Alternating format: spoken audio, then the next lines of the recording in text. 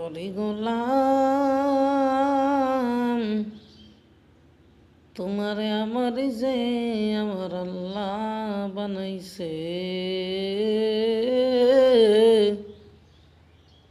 একবার চিন্তা করিয়া দেখো,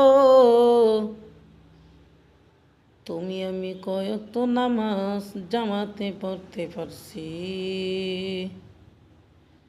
একবার চিন্তা করিয়া দেখো, তুমি আমি ওই কবরের কত কয়বার স্মরণ করতে পারলাম। ওই ভাই দুনিয়ার মধ্যে আসছো, যেমন তুমি দুনিয়ার মধ্যে আসছিলাই একা,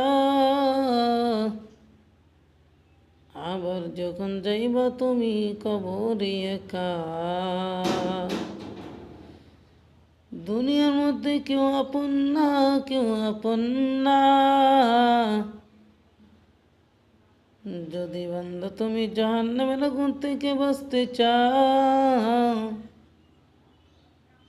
আমার মাওলা পাকের হুকুম মানিয়া লও। যদি আল্লাহর হুকুম মাইনা যাইতে পারো, মনে হয় তোমারে আমার আল্লাহ দয়া মায়া করিয়া জান্নাত দিতে পারেন। যদি ভাই তুমি জান্নাত পাইতে চাও, তাহলে নামাজ পইরা ইবাদত কইরা আমল কইরা মাওলার কবরে যাও।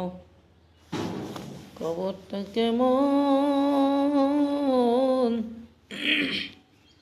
কারো জন্য জান্নাত, কারো জন্য জাহান্নাম, কারো জন্য সাপ বিচ্ছুর ঘর পোকামাকড়ের ঘর, কারো জন্য কবরটা হলো ফুলের বিছানার ঘর।